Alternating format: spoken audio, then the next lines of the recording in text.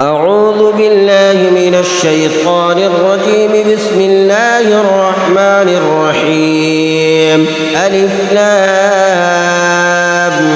ميم.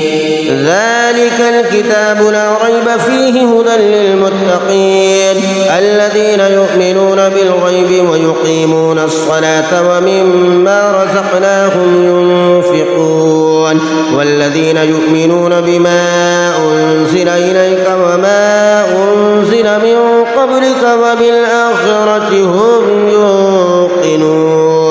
أولئك على هدى من ربهم وأولئك هم المفلحون. إن الذين كفروا سواء عليهم أأنذرتهم أم لم تنذرهم لا يؤمنون. ختم الله على قلوبهم وعلى سمعهم وعلى أبصارهم غشاوة ولهم عذاب عظيم. ومن الناس من يقول آمنا بالله وباليوم الآخر وما هم بمؤمنين يخادعون الله والذين آمنوا وما يخدعون إلا أنفسهم وما يشعرون. في قلوبهم مرض فزادهم الله مرضا ولهم عذاب أليم بما كانوا يكذبون. وإذا قيل لهم لا تفسدوا في الأرض قالوا إنما نحن مصلحون ألا إنهم هم المفسدون ولكن لا يشعرون. وإذا قيل لهم آمنوا كما آمن الناس قالوا ونؤمن كما آمن السفهاء ألا إنهم هم السفهاء ولكن لا يعلمون. وإذا لقوا الذين آمنوا قالوا آمنا وإذا خلوا إلى شياطينهم قالوا إنا معكم إنما نحن مستهزئون. الله يستهزئ بهم ويمدهم في طغيانهم يعمهون. أولئك الذين اشتروا الضلالة بالهدى فما ربحت تجارتهم وما كانوا مهتدين. مثلهم كمثل الذي استوقد نارا فلما أضاءت ما حوله ذهب الله بنورهم وتركهم في ظلمات لا يبصرون. صم بكم عمي فهم لا يرجعون. أو كصيب من السماء فيه ظلمات ورعد وبرق يجعلون أصابعهم في آذانهم من الصواعق حذر الموت والله محيط بالكافرين. يكاد البرق يخطف أبصارهم كلما أضاء لهم مشوا فيه وإذا أظلم عليهم قاموا ولو شاء الله لذهب بسمعهم وأبصارهم إن الله على كل شيء قدير. يا أيها الناس اعبدوا ربكم الذي خلقكم والذين من قبلكم لعلكم تتقون الذي جعل لكم الأرض فراشا والسماء بناء وأنزل من السماء ماء فأخرج به من الثمرات رزقا لكم فلا تجعلوا لله أندادا وأنتم تعلمون. وإن كنتم في ريب مما نزلنا على عبدنا فأتوا بسورة من مثله وادعوا شهداءكم من دون الله إن كنتم صادقين. فإن لم تفعلوا ولن تفعلوا فاتقوا النار التي وقودها الناس والحجارة أعدت للكافرين. وبشر الذين آمنوا وعملوا الصالحات أن لهم جنات تجري من تحتها الأنهار كلما رزقوا منها من ثمرة رزقا قالوا هذا الذي رزقنا من قبل وأتوا به متشابها ولهم فيها أزواج مطهرة وهم فيها خالدون. إن الله لا يستحيي أن يضرب مثلا ما بعوضة فما فوقها فأما الذين آمنوا فيعلمون أنه الحق من ربهم وأما الذين كفروا فيقولون ماذا أراد الله بهذا مثلا يضل به كثيرا ويهدي به كثيرا وما يضل به إلا الفاسقين الذين ينقضون عهد الله من بعد ميثاقه ويقطعون ما أمر الله به أن يوصل يشاء ويفسدون في الأرض أولئك هم الخاسرون. كيف تكفرون بالله وكنتم أمواتا فأحياكم ثم يميتكم ثم يحييكم ثم إليه ترجعون. هو الذي خلق لكم ما في الأرض جميعا ثم استوى إلى السماء فسواهن 7 سماوات وهو بكل شيء عليم. وإذ قال ربك للملائكة إني جاعل في الأرض خليفة قالوا أتجعل فيها من يفسد فيها ويسفك الدماء ونحن نسبح بحمدك ونقدس لك قال إني أعلم ما لا تعلمون. وعلم آدم الأسماء كلها ثم عرضهم على الملائكة فقال أنبئوني بأسماء هؤلاء إن كنتم صادقين. قالوا سبحانك لا علم لنا إلا ما علمتنا إنك أنت العليم الحكيم. قال يا آدم أنبئهم بأسمائهم فلما أنبأهم بأسمائهم قال ألم أقل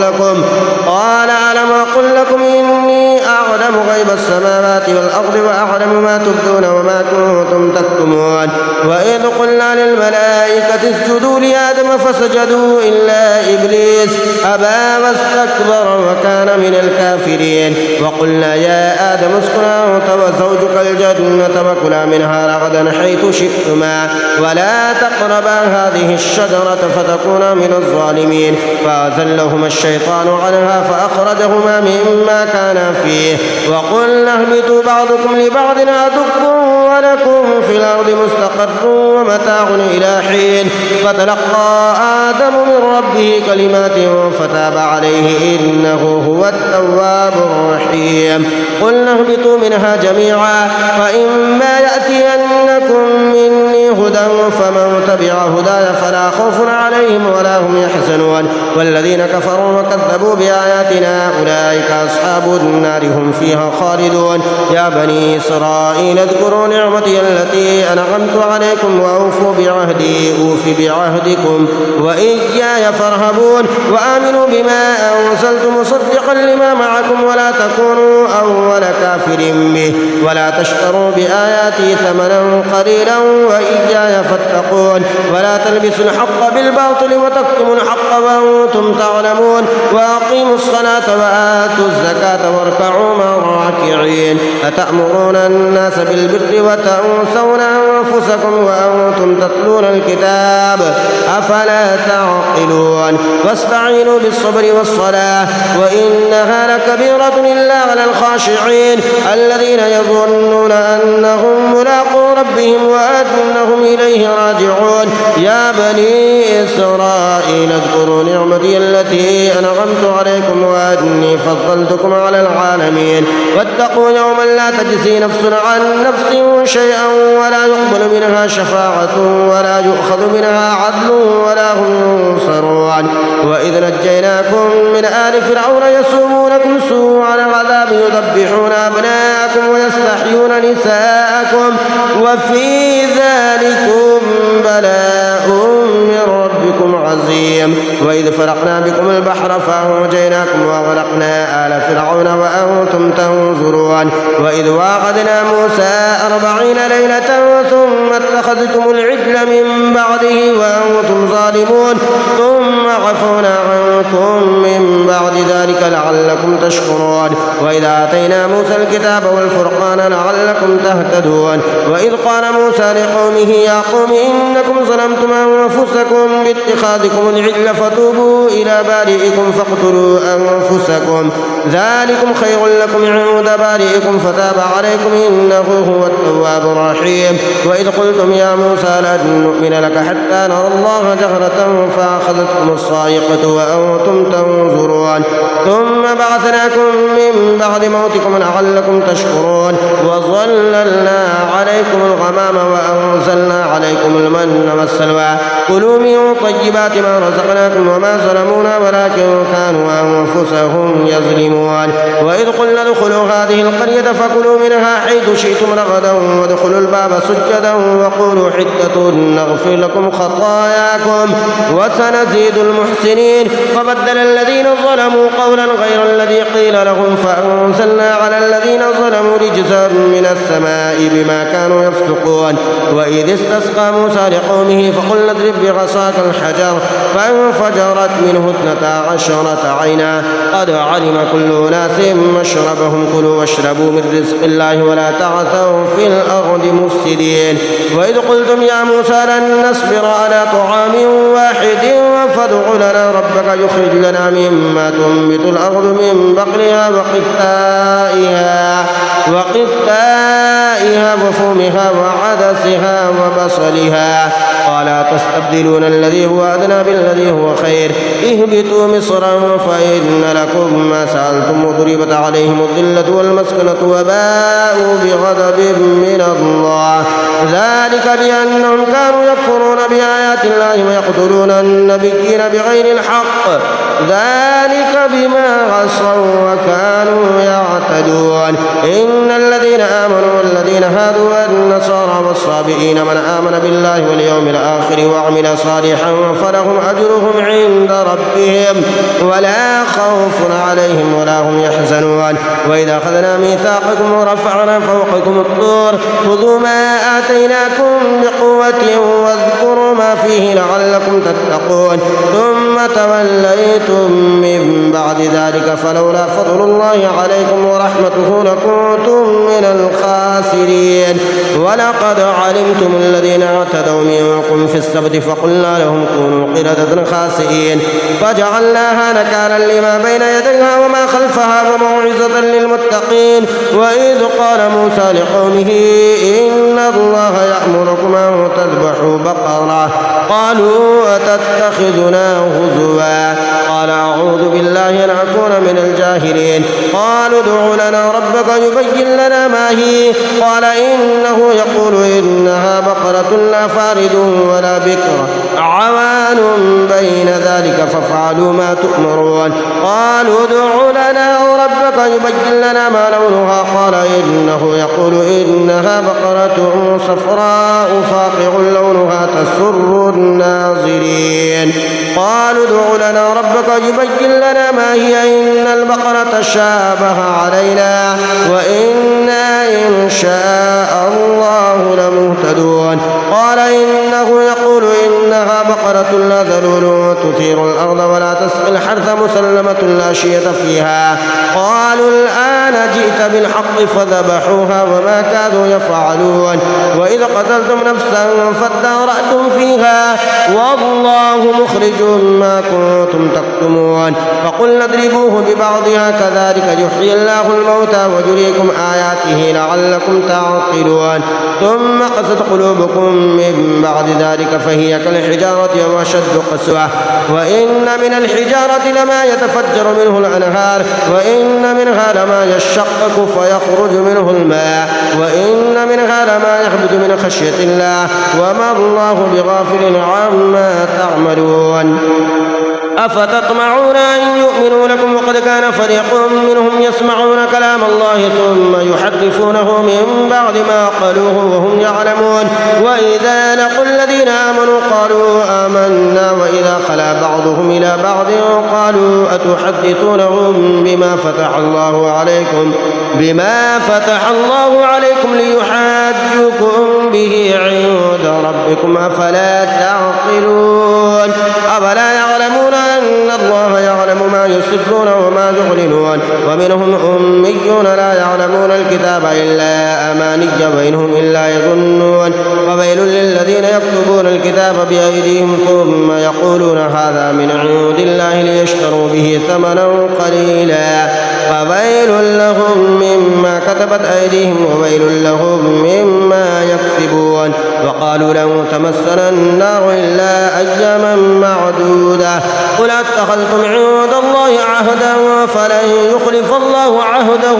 أم تقولون على الله ما لا تعلمون بلى من كسب سيئة وأحاطت به خطيئته فأولئك أصحاب النار هم فيها خالدون. والذين آمنوا وعملوا الصالحات أولئك أصحاب الجنة هم فيها خالدون. وإذا أخذنا ميثاق بني إسرائيل لا تعبدون إلا الله وبالوالدين إحسانا وذي القربى واليتامى والمساكين وقولوا للناس حسنا وأقيموا الصلاة وآتوا الزكاة ثم توليتم إلا قليلا منكم وأنتم معرضون. وإذا أخذنا ميثاقكم لا تسفكون دماءكم ولا تخرجون أنفسكم من دياركم ثم أقررتم وأنتم تشهدون ثم أنتم هؤلاء تقتلون أنفسكم وتخرجون فريقا منكم من ديارهم تظاهرون عليهم بالإثم والعدوان وإن يأتوكم صارى تفادوهم وهو محرم عليكم إخراجهم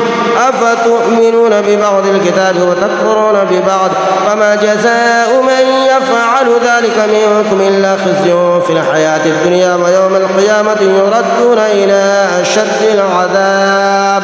وما الله بغافل عما تعملون. أولئك الذين اشتروا الحياة الدنيا بالآخرة فلا يخفف عنهم العذاب ولا هم ينصرون. ولقد آتينا موسى الكتاب وقفينا من بعده بالرسل وآتينا عيسى ابن مريم البينات وأيدناه بروح القدس أفكلما جاءكم رسول بما لا تهوى أنفسكم استكبرتم ففريقا كذبتم وفريقا تقتلون. وقالوا قلوبنا غلف بل لعنهم الله بكفرهم فقليلا ما يؤمنون. ولما جاءهم كتاب من عند الله مصدق لما معهم وكانوا من قبل يستفتحون على الذين كفروا فلما جاءهم ما عرفوا كفروا به فلعنة الله على الكافرين. بئس ما اشتروا به أنفسهم أن يكفروا بما أنزل الله بغيا أن ينزل الله من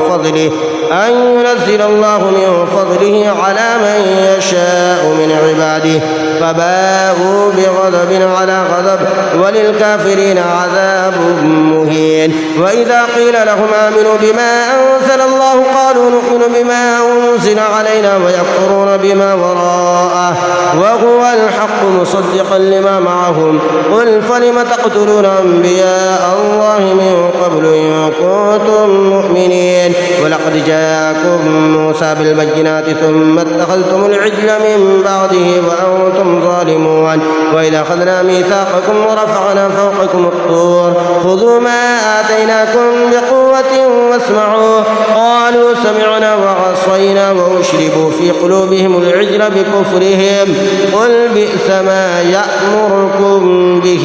إيمانكم إن كنتم مؤمنين. قل إن كانت لكم الدار الآخرة عند الله خالصة من دون الناس فتمنوا الموت إن كنتم صادقين ولن يتمنوه أبدا بما قدمت أيديهم والله عليم بالظالمين. ولتجدنهم أحرص الناس على حياة ومن الذين أشركوا يود أحدهم لو يعمر 1000 سنة وما هو بمزحزحه من العذاب أن يعمر والله بصير بما يعملون. قل من كان عدوا لجبريل فإنه نزله على قلبك بإذن الله مصدقا لما بين يديه وهدى وبشرى للمؤمنين. من كان عدوا لله وملائكته ورسله وجبريل وميكال فإن الله عدو للكافرين. ولقد أنزلنا إليك آيات بينات وما يكفر بها إلا الفاسقون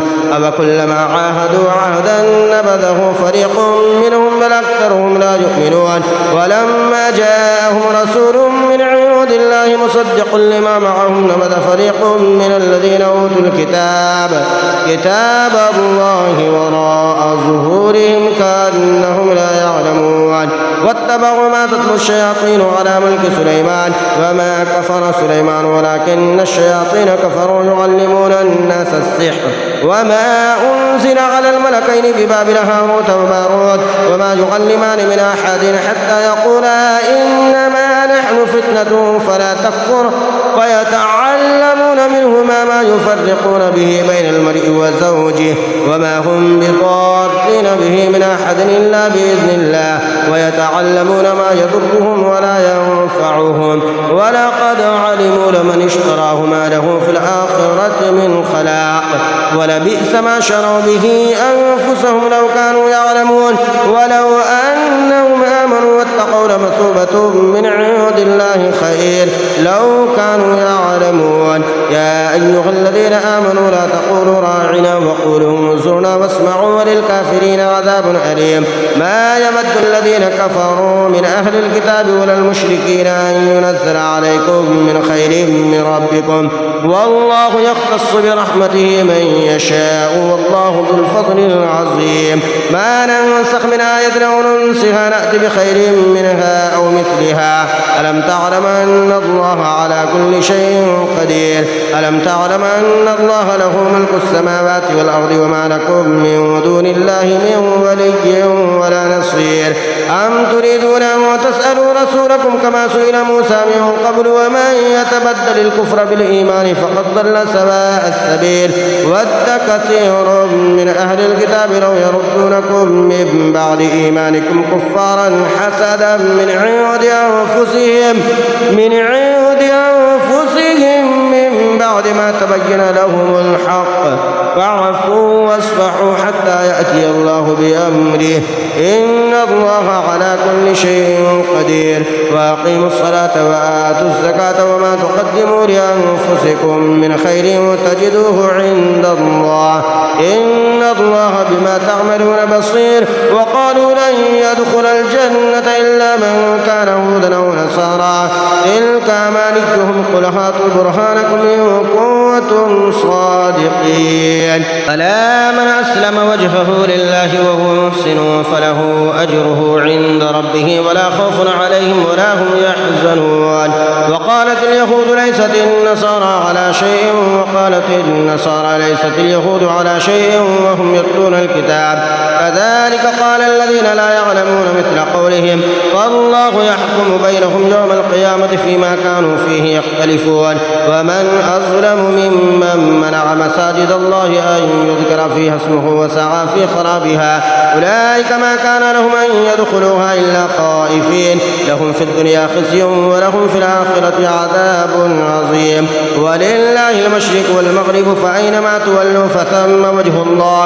إن الله واسع عليم وقالوا اتخذ الله ولدا سبحانه بل له ما في السماوات والأرض كل له قانتون بديع السماوات والأرض وإذا قضى أمرا فإنما يقول له كن فيكون وقال الذين لا يعلمون لولا يكلمنا الله أو تأتينا آية كذلك قال الذين من قبلهم مثل قولهم تشابهت قلوبهم قد بينا الآيات لقوم يوقنون إنا أرسلناك بالحق بشيرا ونذيرا ولا تسأل عن أصحاب الجحيم ولن ترضى عنك اليهود ولا النصارى حتى تتبع ملتهم قل إن هدى الله هو الهدى ولئن اتبعت أهواءهم بعد الذي جاءك من العلم ما لك من الله من ولي ولا نصير الذين آتيناهم الكتاب يتلونه حق تلاوته أولئك يؤمنون به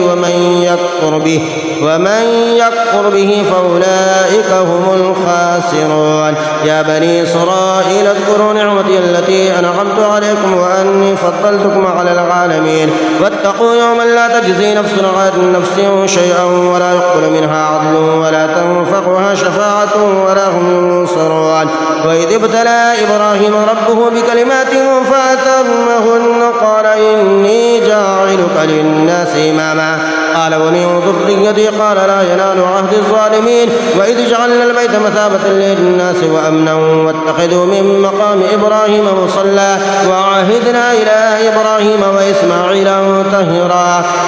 طهرا بيتي للطائفين والعاكفين والركع ركع السجود. وإذ قال إبراهيم رب اجعل هذا بلدا آمنا وارزق أهله من الثمرات من آمن منهم بالله واليوم الآخر. قال ومن كفر فأمتعه قليلا ثم أضطره إلى عذاب النار وبئس المصير. وإذ يرفع إبراهيم القواعد من البيت وإسماعيل ربنا تقبل منا إنك أنت السميع العليم ربنا واجعلنا مسلمين لك ومن ذريتنا أمة مسلمة لك وأرنا مناسكنا وتب علينا إنك أنت التواب الرحيم. ربنا وبعث فيهم رسولا منهم يتلو عليهم آياتك ويعلمهم الكتاب والحكمة ويزكيهم إنك أنت العزيز الحكيم. ومن يرغب عن ملة إبراهيم إلا من سفه نفسه ولقد اصطفيناه في الدنيا وإنه في الآخرة لمن الصالحين. إذ قال له ربه أسلم قال أسلمت لرب العالمين. ووصى بها إبراهيم بنيه ويعقوب يا بني إن الله اصطفى لكم الدين فلا تموتن إلا وأنتم مسلمون. أم كنتم شهداء إذ حضر يعقوب الموت إذ قال لبنيه ما تعبدون من بعدي قالوا نعبد إلهك وإله آبائك إبراهيم وإسماعيل وإسحاق إلها واحدا ونحن له مسلمون. تلك أمة قد خلت لها ما كسبت ولكم ما كسبتم ولا تسألون عما كانوا يعملون. وقالوا كونوا هودا أو نصارى تهتدوا قل بل ملة إبراهيم حنيفا وما كان من المشركين. قولوا آمنا بالله وما أنزل إلينا وما أنزل إلى إبراهيم وإسماعيل وإسحاق ويعقوب والأسباط وما أوتي موسى وعيسى وما أوتي النبيون من ربهم لا نفرق بين أحد منهم ونحن له مسلمون. فإن آمنوا بمثل ما آمنتم به فقد اهتدوا وإن تولوا فإنما هم في شقاق فسيكفيكهم الله وهو السميع العليم. صبغة الله ومن أحسن من الله صبغة ونحن له عابدون. قل أتحاجوننا في الله وهو ربنا وربكم ولنا أعمالنا ولكم أعمالكم ونحن له مخلصون. أم تقولون إن إبراهيم وإسماعيل وإسحاق ويعقوب والأسباط كانوا هودا أو نصارى قل أنتم أعلم أم الله ومن أظلم ممن كتم شهادة عنده من الله وما الله بغافل عما تعملون. تلك أمة قد خلت لها ما كسبت ولكم ما كسبتم ولا تسألون عما كانوا يعملون. سيقول السفهاء من الناس ما ولاهم عن قبلتهم التي كانوا عليها قل لله المشرق والمغرب يهدي من يشاء إلى صراط مستقيم. وكذلك جعلناكم أمة وسطا لتكونوا شهداء على الناس ويكون الرسول عليكم شهيدا. وما جعلنا القبلة التي كنت عليها إلا لنعلم من يتبع الرسول ممن ينقلب على عقبيه وإن كانت لكبيرة إلا على الذين هدى الله وما كان الله ليضيع إيمانكم إن الله بالناس لرؤوف رحيم. قد نرى تقلب وجهك في السماء فلنولينك قبلة ترضاها فول وجهك شطر المسجد الحرام وحيث ما كنتم فولوا وجوهكم شطره وإن الذين أوتوا الكتاب ليعلمون أنه الحق من ربهم وما الله بغافل عما يعملون. ولئن آتيت الذين أوتوا الكتاب بكل آية ما تبعوا قبلتك وما أنت بتابع قبلتهم وما بعضهم بتابع قبلة بعض ولئن اتبعت أهواءهم من بعد ما جاءك من العلم إنك إذا لمن الظالمين. الذين آتيناهم الكتاب يعرفونه كما يعرفون أبناءهم وإن فريقا منهم ليكتمون الحق وهم يعلمون. الحق من ربك فلا تكونن من الممترين ولكل وجهة هو موليها فاستبقوا الخيرات أينما تكونوا يأتي بكم الله جميعا إن الله على كل شيء قدير. ومن حيث خرجت فول وجهك شطر المسجد الحرام وإنه للحق من ربك وما الله بغافل عما تعملون. ومن حيث خرجت فول وجهك شطر المسجد الحرام وحيث ما كنتم فولوا وجوهكم شطره لئلا يكون للناس عليكم حجة إلا الذين الذين ظلموا منهم فلا تخشوهم واخشوني ولأتم نعمتي عليكم ولعلكم تهتدون كما أرسلنا فيكم رسولا منكم يتلو عليكم آياتنا ويزكيكم ويعلمكم الكتاب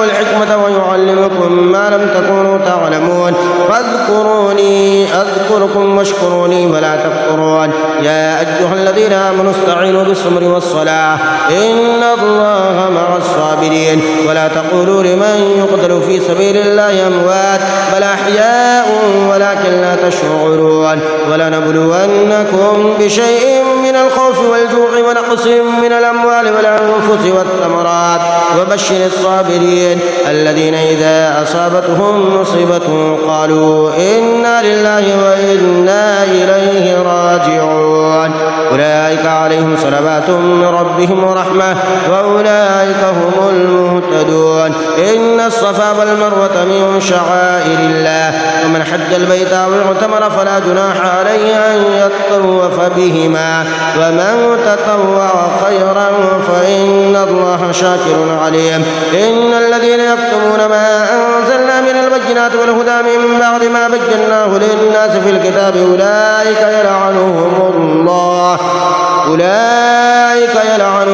الله ويلعنهم اللاعنون إلا الذين تابوا وأصلحوا وبينوا فأولئك أتوب عليهم وأنا التواب الرحيم إن الذين كفروا وماتوا وهم كفار أولئك عليهم لعنة الله والملائكة والناس أجمعين خالدين فيها لا يخفف عنهم العذاب ولا هم ينظرون وإلهكم إله واحد لا إله إلا هو الرحمن الرحيم إن في خلق السماوات والأرض واختلاف الليل والنهار والفلك التي تجري في البحر بما ينفع الناس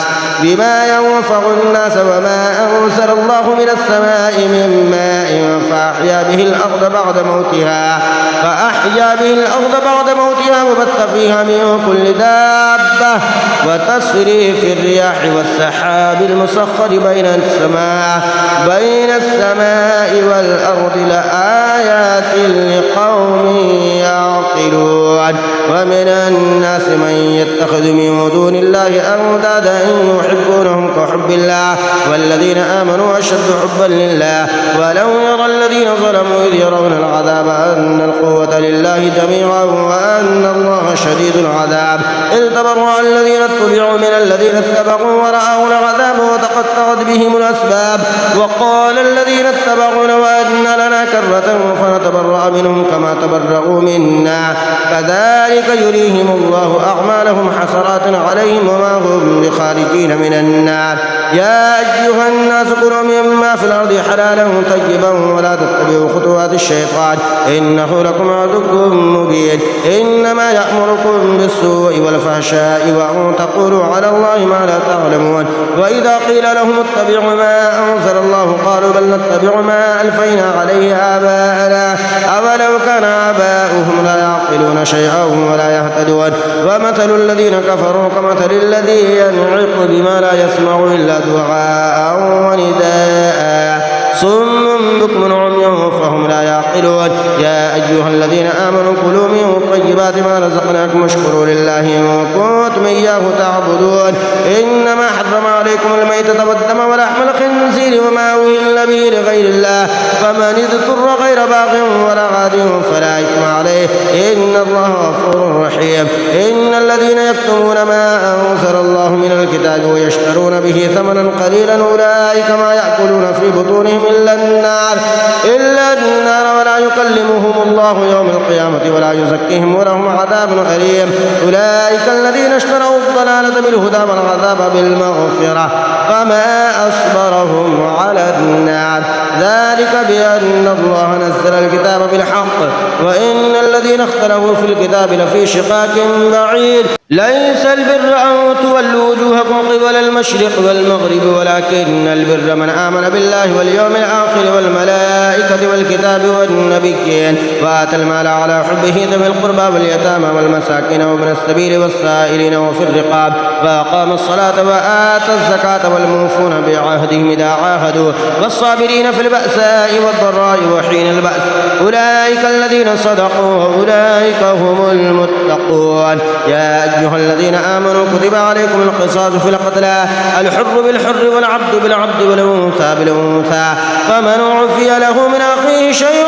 فاتباع بالمعروف وأداء إليه بإحسان ذلك تخفيف من ربكم ورحمة فمن اعتدى بعد ذلك فله عذاب أليم. ولكم في القصاص حياة يا أولي الألباب لعلكم تتقون. كتب عليكم إذا حضر أحدكم الموت إن ترك خيرا الوصية للوالدين والأقربين بالمعروف حقا على المتقين فمن بدله بعدما سمعه فإنما إثمه على الذين يبدلونه إن الله سميع عليم. ومن خاف من موص جنفا أو إثما فأصلح بينهم فلا إثم عليه إن الله غفور رحيم. يا أيها الذين آمنوا كتب عليكم الصيام كما كتب على الذين من قبلكم لعلكم تتقون أياما معدودات فمن كان منكم مريضا أو على سفر فعدة من أيام أخر وعلى الذين يطيقونه فدية طعام مسكين فمن تطوع خيرا فهو خير له وأن تصوموا خير لكم إن كنتم تعلمون. شهر رمضان الذي أنزل فيه القرآن هدى للناس وبينات من الهدى والفرقان فمن شهد منكم الشهر فليصم ومن كان مريضا أو على سفر فعدة من أيام أخر يريد الله بكم اليسر ولا يريد بكم العسر ولتكملوا العدة ولتكبروا الله على ما هداكم ولعلكم تشكرون. وإذا سألك عبادي عني فإني قريب أجيب دعوة الداعي إذا دعاني فليستجيبوا لي وليؤمنوا بي لعلهم يرشدون. أحل لكم ليلة الصيام الرفث إلى نسائكم هن لباس لكم وأنتم لباس لهن علم الله أنكم كنتم تختانون أنفسكم فتاب عليكم وعفى عنكم فالآن باشروهن وابتغوا ما كتب الله لكم وكلوا واشربوا حتى يتبين لكم الخيط الأبيض من الخيط الأسود من الفجر ثم أتموا الصيام إلى الليل ولا تباشروهن وأنتم عاكفون في المساجد تلك حدود الله فلا تقربوها كذلك يبين الله آياته للناس لعلهم يتقون. ولا تأكلوا أموالكم بينكم بالباطل وتدلوا بها إلى الحكام لتأكلوا فريقا من أموال الناس بالإثم وأنتم تعلمون. يسألونك عن الأهلة قل هي مواقيت للناس والحج وليس البر بأن تأتوا البيوت من ظهورها ولكن البر من اتقى وأتوا البيوت من أبوابها واتقوا الله لعلكم تفلحون. وقاتلوا في سبيل الله الذين يقاتلونكم ولا تعتدوا إن الله لا يحب المعتدين. واقتلوهم حيث ثقفتموهم وأخرجوهم من حيث أخرجوكم والفتنة أشد من القتل ولا تقاتلوهم عند المسجد الحرام حتى يقاتلوكم فيه فإن قاتلوكم فاقتلوهم كذلك جزاء الكافرين فإن انتهوا فإن الله غفور رحيم. وقاتلوهم حتى لا تكون فتنة ويكون الدين لله فإن انتهوا فلا عدوان إلا على الظالمين. الشهر الحرام بالشهر الحرام والحرمات قصاص فمن اعتدى عليكم فاعتدوا عليه بمثل ما اعتدى عليكم واتقوا الله واعلموا أن الله مع المتقين. وأنفقوا في سبيل الله ولا تلقوا بأيديكم إلى التهلكة وأحسنوا إن الله يحب المحسنين. وأتموا الحج والعمرة لله فإن أحصرتم فما استيسر من الهدي ولا تحلقوا رؤوسكم حتى يبلغ الهدي محله فمن كان منكم مريض أو به أذى من رأسه ففدية من صيام أو صدقة أو نسك فإذا أمنتم فمن تمتع بالعمرة إلى الحج فما استيسر من الهدي فمن لم يجد فصيام 3 أيام وفي الحج و7 إذا رجعتم تلك 10 كاملة ذلك لمن لم يكن أهله حاضر المسجد الحرام واتقوا الله واعلموا أن الله شديد العقاب. الحج أشهر معلومات فمن فرض فيهن الحج فلا رفث ولا فسوق ولا جدال في الحج وما تفعلوا من خير يعلمه الله وتزودوا فإن خير الزاد التقوى واتقون يا أولي الألباب. ليس عليكم جناح أن تبتغوا فضلا من ربكم فإذا أفضتم من عرفات فاذكروا الله عند المشعر الحرام واذكروه كما هداكم وإن كنتم من قبله لمن الضالين. ثم وأفيدوا من حيث أفاد الناس واستغفروا الله إن الله غفور رحيم. فإذا قضيتم مناسككم فاذكروا الله كذكركم آباءكم أو أشد ذكرا. ومن الناس من يقول ربنا آتنا في الدنيا وما له في الآخرة من خلاق. ومنهم من يقول ربنا آتنا في الدنيا حسنة وفي الآخرة حسنة وقنا عذاب النار. أولئك لهم نصيب مما كسبوا والله سريع الحساب. واذكروا الله في أيام معدودات فمن تعجل في يومين فلا إثم عليه ومن تأخر فلا إثم عليه لمن اتقى. واتقوا الله واعلموا أنكم إليه تحشرون. ومن الناس من يعجبك قوله في الحياة الدنيا ويشهد الله على ما في قلبه وهو ألد الخصام. وإذا تولى سعى في الأرض ليفسد فيها ويهلك الحرث والنسل والله لا يحب الفساد. وإذا قيل له اتق الله أخذته العزة بالإثم فحسبه جهنم ولبئس المهاد. ومن الناس من يشري نفسه ابتغاء مرضات الله والله رؤوف بالعباد. يا أيها الذين آمنوا ادخلوا في السلم كافة ولا تتبعوا خطوات الشيطان إنه لكم عدو مبين. فإن زللتم من بعد ما جاءتكم البينات فاعلموا أن الله عزيز حكيم. هل ينظرون إلا أن يأتيهم الله في ظلل من الغمام والملائكة وقضي الأمر وإلى الله ترجع الأمور. سل بني إسرائيل كما آتيناهم من آية بينة ومن يبدل نعمة الله من بعد ما جاءته فإن الله شديد العقاب. زين للذين كفروا الحياة الدنيا ويسخرون من الذين آمنوا والذين اتقوا فوقهم يوم القيامة والله يرزق من يشاء بغير حساب. كان الناس أمة واحدة فبعث الله النبيين مبشرين ومنذرين وأنزل معهم الكتاب بالحق ليحكم بين الناس فيما اختلفوا فيه وما اختلف فيه إلا الذين أوتوه من بعد ما جاءتهم البينات بغيا بينهم فهدى الله الذين آمنوا لما اختلفوا فيه من الحق بإذنه والله يهدي من يشاء إلى صراط مستقيم. أم حسبتم أن تدخلوا الجنة ولما يأتكم مثل الذين خلوا من قبلكم مستهم البأساء والضراء وزلزلوا حتى يقول الرسول والذين آمنوا معه متى نصر الله ألا إن نصر الله قريب. يسألونك ماذا ينفقون قل ما أنفقتم من خير فللوالدين والأقربين واليتامى والمساكين وابن السبيل وما تفعلوا من خير فإن الله به عليم. كتب عليكم القتال وهو كره لكم وعسى أن تكرهوا شيئا وهو خير لكم وعسى أن تحبوا شيئا وهو شر لكم والله يعلم وأنتم لا تعلمون. يسألونك عن الشهر الحرام قتال فيه قل قتال وفيه كبير وصد عن سبيل الله وكفر به والمسجد الحرام وإخراج أهله منه أكبر عند الله والفتنة أكبر من القتل ولا يزالون يقاتلونكم حتى يردوكم عن دينكم إن استطاعوا ومن يرتد منكم عن دينه فيمت وهو كافر فأولئك حبطت أعمالهم في الدنيا والآخرة وأولئك أصحاب النار هم فيها خالدون. إن الذين آمنوا والذين هاجروا وجاهدوا في سبيل الله أولئك يرجون رحمة الله والله غفور رحيم. يسألونك عن الخمر والميسر قل فيهما إثم كبير ومنافع للناس وإثمهما أكبر من نفعهما ويسألونك ماذا ينفقون قل العفو كذلك يبين الله لكم الآيات لعلكم تتفكرون في الدنيا والآخرة. ويسألونك عن اليتامى قل إصلاح لهم خير وإن تخالطوهم فإخوانكم والله يعلم المفسد من المصلح ولو شاء الله لأعنتكم إن الله عزيز حكيم. ولا تنكحوا المشركات حتى يؤمن ولأمة مؤمنة خير من مشركة ولو أعجبتكم ولا تنكحوا المشركين حتى يؤمنوا ولعبد مؤمن خير من مشرك ولو أعجبكم أولئك يدعون إلى النار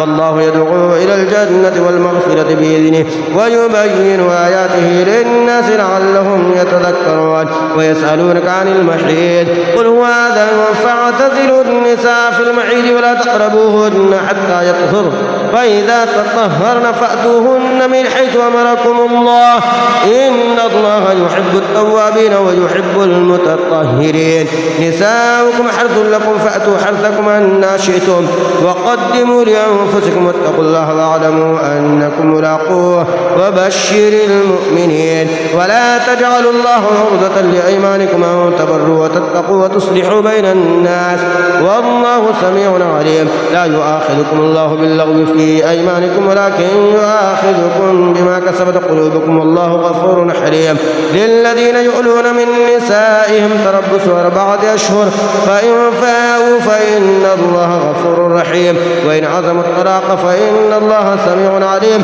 والمطلقات يتربصن بأنفسهن 3 قروء ولا يحل لهن أن يكتمن ما خلق الله في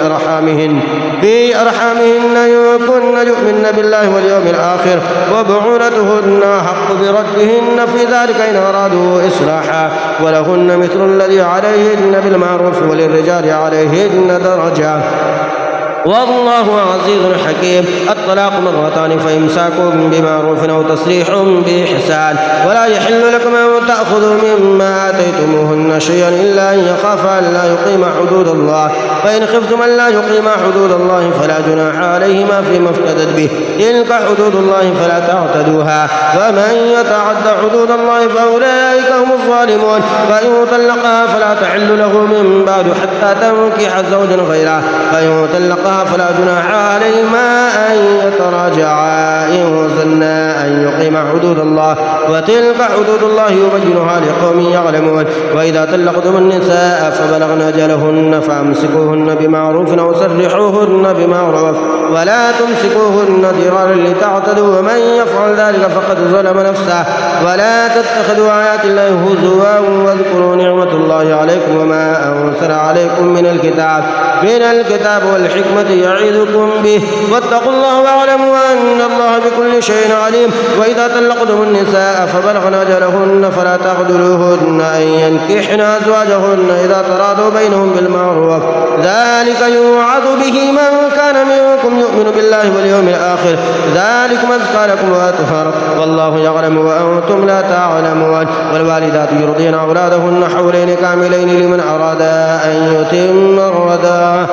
لمن أراد أن يتم الرضاعة وعلى المولود له رزقهن وكسوتهن بالمعروف لا تكلف نفس إلا وسعها لا تضار والدة بولدها ولا مولود له بولده وعلى الوارث مثل ذلك فإن أراد فصالا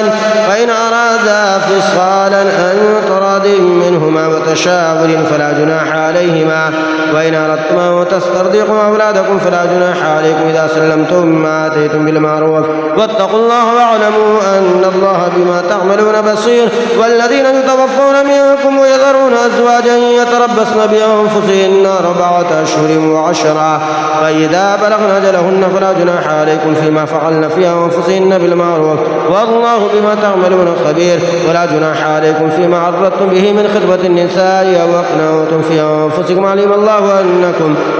الله أنكم ستذكرونهن ولكن لا تواعدوهن سرا إلا أن تقولوا قولا معروفا ولا تعزموا عقدة النكاح حتى يبلغ الكتاب أجله واعلموا أن الله يعلم ما في أنفسكم فاحذروه واعلموا أن الله غفور حليم لا جناح عليكم إن طلقتم النساء ما لم تمسوهن وتفرضوا لهن فريدة ومتعوهن على الموسع قدره وعلى المقدر قدره متاعا بالمعروف حقا على المحسنين وإن طلقتموهن من قبل أن تمسوهن وقد فرضتم لهن فريدة فنصف ما فرضتم إلا أن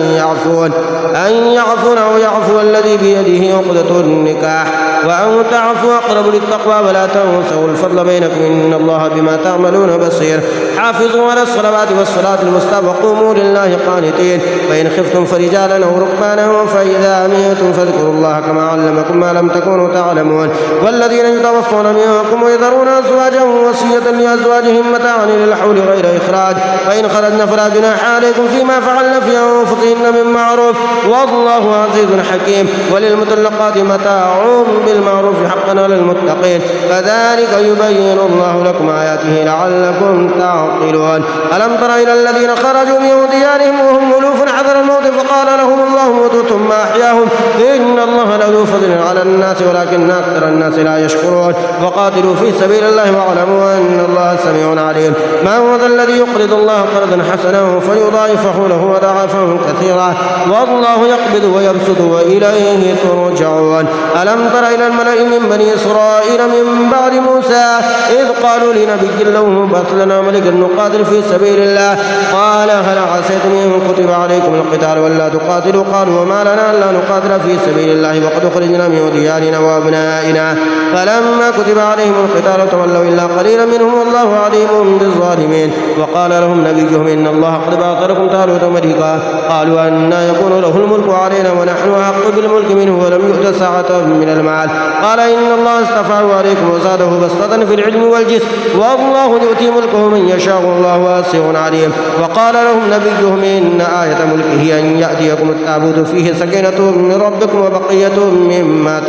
مما ترك آل موسى وآل هارون تحمله الملائكة إن في ذلك لآية لكم إن كنتم مؤمنين فلما فصل طالوت بالجنود قال إن الله مبتليكم بنهر فمن شرب منه فليس مني ومن لم يطعمه فإنه مني إلا من اغترف غرفة بيده فشربوا منه إلا قليلا منهم فلما جاوزه هو والذين آمنوا معه قالوا لا طاقة لنا اليوم بجالوت وجنوده قال الذين يظنون أنهم ملاقوا الله كم من فئة قليلة غلبت فئة كثيرة بإذن الله والله مع الصابرين ولما برزوا لجالوت وجنوده قالوا ربنا أفرغ علينا صبرا وثبت أقدامنا وانصرنا على القوم الكافرين فهزموهم بإذن الله وقتل داود جالوت وآتاه الله الملك والحكمة وعلمه مما يشاء ولولا دفع الله الناس بعضهم ببعض لفسدت الأرض ولكن الله ذو فضل على العالمين تلك آيات الله نتلوها عليك بالحق وإنك لمن المرسلين تلك الرسل فضلنا بعضهم على بعض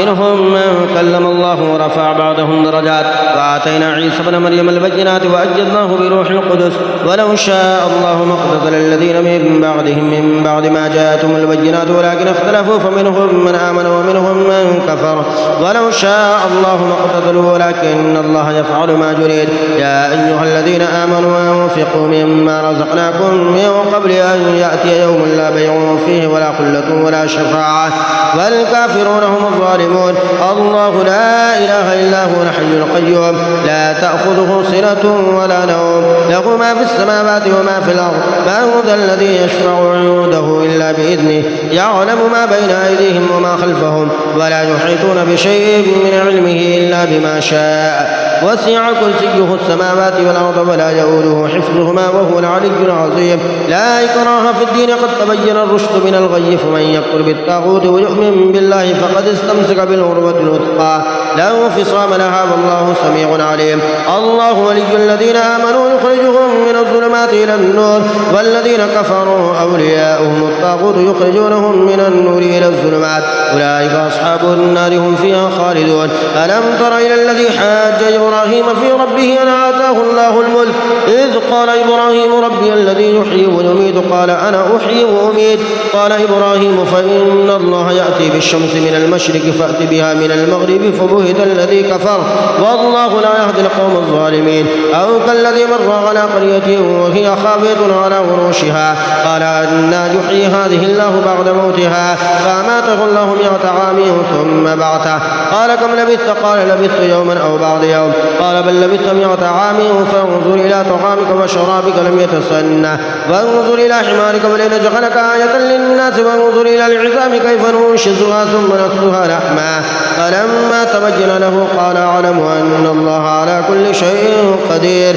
وإذ قال إبراهيم ربي أرني كيف تحيي الموتى قال أفلم تؤمن قال بلى ولكن ليطمئن قلبي قال فخذ 4 من الطير فصرهن إليك ثم اجعل على كل جبل منهن جزءا ثم ادعوهن يأتينك سعيا واعلم أن الله عزيز حكيم مثل الذين ينفقون أموالهم في سبيل الله كمثل حبة أنبتت 7 سبع سنابل في كل سنبلة 100 حبة والله يضاعف لمن يشاء والله واسع عليم. الذين ينفقون أموالهم في سبيل الله ثم لا يتبعون ما أنفقوا منا ولا أذى لهم أجرهم عند ربهم ولا خوف عليهم ولا هم يحزنون. قول معروف ومغفرة خير من صدقة يتبعها أذى والله غني حليم. يا أيها الذين آمنوا لا تبطلوا صدقاتكم بالمن والأذى كالذي ينفق ماله رئاء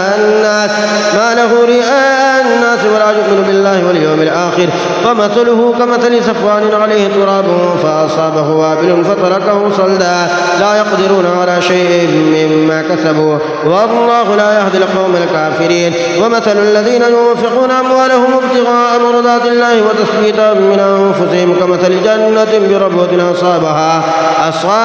وابل فآتت كلها ضعفين فإن لم يصبها وابل فطل والله بما تعملون بصير. أيود أحدكم أن تكون له جنة من نخيل وأعناب تجري من تحتها الأنهار له فيها من كل الثمرات وأصابه الكبر وله ذرية ضعفاء فأصابها إعصار فيه نار فاحترقت كذلك يبين الله لكم الآيات لعلكم تتفكرون. يا أيها الذين آمنوا أنفقوا من طيبات ما كسبتم ومما أخرجنا لكم من الأرض ولا تيمموا الخبيث منه تنفقون ولستم بآخذه إلا أن تغمضوا فيه واعلموا أن الله غني حميد. الشيطان يعدكم الفقر ويأمركم بالفحشاء والله يعدكم مغفرة منه وفضلا والله واسع عليم. يؤتي الحكمة من يشاء ومن يؤتي الحكمة فقد أوتي خيرا كثيرا وما يذكر إلا أولو الألباب. وما أنفقتم من نفقة أو نذرتم من نذر فإن الله يعلمه وما للظالمين من أنصار. إن تبدوا الصدقات فنعما هي وإن تخفوها وتؤتوا الفقراء فهو خير لكم ويكفر عنكم من سيئاتكم والله بما تعملون خبير. ليس عليك هداهم ولكن الله يهدي من يشاء. وما تنفقوا من خير فلأنفسكم وما تنفقون إلا ابتغاء وجه الله وما تنفقوا من خير يوفى إليكم وأنتم لا تظلمون. للفقراء الذين احصروا في سبيل الله لا يستطيعون ضربا في الأرض يحسبهم الجاهل أغنياء من التعفف تعرفهم بسماهم لا يسألون الناس إلحافا وما تنفقوا من خير فإن الله به عليم. الذين ينفقون أموالهم بالليل والنهار سرا وعلانية فلهم أجرهم عند ربهم ولا خوف عليهم ولا هم يحزنون. الذين يأكلون الربا لا يقومون إلا كما يقوم الذي يتخبطه الشيطان من المس ذلك بأنهم قالوا إنما البيع مثل الربا وأحل الله البيع وحرم الربا. فمن جاءه موعظة من ربه فانتهى فله ما سلف وأمره إلى الله ومن عاد فأولئك أصحاب النار هم فيها خالدون. يمحق الله الربا ويربي الصدقات والله لا يحب كل كفار أثيم. إن الذين آمنوا وعملوا الصالحات وأقاموا الصلاة وآتوا الزكاة لهم أجرهم عند ربهم ولا خوف عليهم ولا هم يحزنون. يا أيها الذين آمنوا اتقوا الله وذروا ما بقي من الربا إن كنتم مؤمنين فإن لم تفعلوا فأذنوا بحرب من الله ورسوله وإن تبتم فلكم رؤوس أموالكم لا تظلمون ولا تظلمون. وإن كان ذو عسرة فنذرة إلى ميسرة وأن تصدقوا خير لكم إن كنتم تعلمون. واتقوا يوما ترجعون فيه إلى الله ثم توفى كل نفس ما كسبت وهم لا يظلمون. يا أيها الذين آمنوا إذا تداينتم بدين إلى أجل مسمى فاكتبوه وليكتب بينكم كاتب بالعدل ولا يأبى كاتب أن يكتب كما علمه الله فليكتب وليملل الذي عليه الحق وليتق الله ربه ولا يبخس منه شيئا. فإن كان الذي عليه الحق سفيها أو ضعيفا أو لا يستطيع أن يمل فليملل وليه بالعدل واستشهدوا شهيدين من رجالكم فإن لم يكونا رجلين فرجل وامرأتان ممن ترضون من الشهداء أو تدل إحداهما فتذكر إحداهما الأخرى ولا يأبى الشهداء إذا ما دعوا ولا تسأموا أن تكتبوه صغيرا أو كبيرا إلى أجله ذلك مقصد من عند الله وأقوم للشهادة وأدنى ألا ترتابوا إلا أن تكون تجارة حاضرة تديرونها بينكم فليس عليكم جناح ألا تكتبوها وأشهدوا إذا تبايعتم ولا يضار كاتب ولا شهيد وإن تفعلوا فإنه فسوق بكم واتقوا الله ويعلمكم الله والله بكل شيء عليم وإن كنتم على سفر ولم تجدوا كاتبا فرهان مقبوضة فإن أمن بعضكم بعضا فليؤدي الذي ائتمن أمانته وليتق الله ربه ولا تكتموا الشهادة ومن يكتمها فإنه آثم قلبه والله بما تعملون عليم لله ما في السماوات وما في الأرض وإن تبدوا ما في أنفسكم أو تخفوه يحاسبكم به الله ويغفر لمن يشاء ويعذب من يشاء والله على كل شيء قدير آمن الرسول بما أنزل إليه من ربه والمؤمنون كلنا آمن بالله وملائكته وكتبه ورسله لا نفرق بين أحد من رسله وقالوا سمعنا وأطعنا غفرانك ربنا وإليك المصير لا يكلف الله نفسا إلا وسعها لها ما كسبت وعليها ما اكتسبت ربنا لا تؤاخذنا إن نسينا أو أخطأنا ربنا ولا تحمل علينا إصرا كما حملته على الذين من قبلنا ربنا ولا تحملنا ما لا طاقة لنا به واعف عنا واغفر لنا وارحمنا أنت مولانا فانصرنا على القوم الكافرين بسم الله الرحمن الرحيم قل هو الله أحد الله الصمد لم يلد ولم يولد ولم يكن له كفوا أحد بسم الله الرحمن الرحيم قل هو الله أحد الله الصمد لم يلد ولم يولد ولم يكن له كفوا أحد بسم الله الرحمن الرحيم قل هو الله أحد الله الصمد لم يلد ولم يولد ولم يكن له كفوا أحد آمنت بالله صدق الله